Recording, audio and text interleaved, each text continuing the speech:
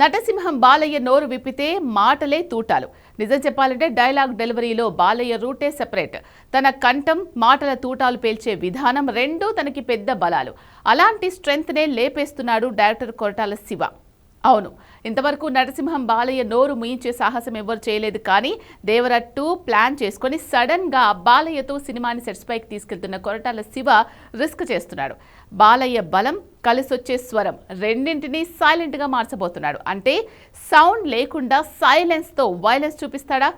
ఏదైతే ఫ్యాన్స్ లో పూరకాలు తెప్పిస్తుందో ఆ క్వాలిటీనే పక్కన పెట్టడం నిజంగా తెలివైన పనేనా?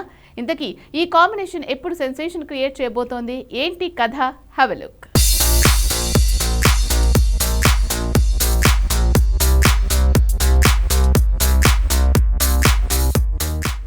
జస్ట్ ఇమాజిన్, యుద్ధంలో రాజుకి బలమైన ఆయుధం కత్తైతే అది లేకుండా వార్ చేయాల్సి వస్తే ఎలా ఉంటుంది?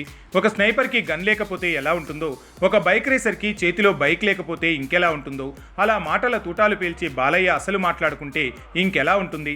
అదే కొరటాల శివ మేకింగ్లో జరిగేలా ఉంది. బాలయ్య అంటేనే డైలాగుల వరద.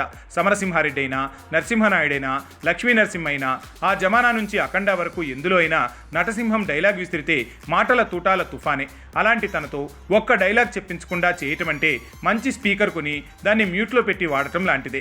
కొరటాల శివ ఏం తెలివి తక్కువ దర్శకుడు కాదు, ఇమ్మెచ్యూర్డ్ అంతకన్నా కాదు. ఆచార్య తప్ప తన కెరియర్లో ఏదీ ఫెయిల్ కాలేదు.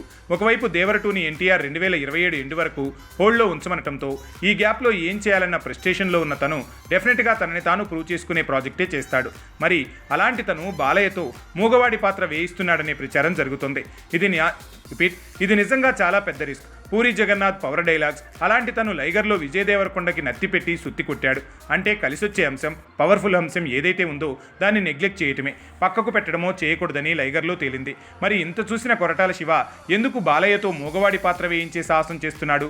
అక్కడే ట్విస్ట్ ఉంది. సింహాలో బాలయ్య తక్కువ డైలాగ్స్ వాడాడు. నిజానికి అప్పట్లోనే ఇలా బాలయ్యని సెటిల్డ్ పాత్రలో కనిపించేలా స్క్రిప్టు దశలో బోయపాటికి కొరటాలే సలహా ఇచ్చాడనే ప్రచారం ఉంది. ఇప్పుడు అదే బాలయ్యతో కొరటాల శివ దర్శకుడిగా సినిమా తీస్తున్నాడంటే అప్పట్లో అమలు చేద్దామనుకున్న ఐడియాను ఇప్పుడు ఫుల్ ఫ్లెడ్జ్డ్గా వాడబోతున్నాడని అనుకోవాల్సి వస్తుంది. ఎప్పుడు మాటల తూటాలు పేల్చి బాలయ్య తక్కువ తూటాలు పేల్చినా బాక్సాఫీస్ బద్దలవుతుందని సింహాతో తేలింది. సందీప్ రెడ్డి వంగ లాంటి దర్శకుడు కూడా బాలయ్యతో మూవీ తీస్తే డైలాగ్స్ తక్కువ, లుక్స్ అండ్ అగ్రెషన్ ఎక్కువ ఉండేలా ప్లాన్ చేస్తా అన్నాడు. అంటే కొరటాల శివ కూడా అదే పని చేస్తున్నట్ట. ఒకసారి కొరటాల శివ మూవీలు చూస్తే మిర్చి హీరో అంటే మార్పు కోరే మగాడు, శ్రీమంతుల్లో హీరో అంటే ఊరిని మార్చి చూపించే మగాడు, ఇక జనతా గ్యారేజ్లో హీరో అంటే మారకపోతే రిపేర్లు చేసే మగాడు, అలానే భరత్ అనే నేనులో హీరో అంటే మార్పు కోసం తానే మారిపోయిన మనగాడు. కాబట్టి మాట్లాడకున్నా విలన్తో పోట్లాడే మగాడిగా బాలయ్యని చూపిస్తాడా? ఏది ఏమైనా మూగ పాత్ర మాత్రం బాలయ్య వేయటం కన్ఫామ్ అంటూ ప్రచారం మొదలైంది, జోరందుకుంది.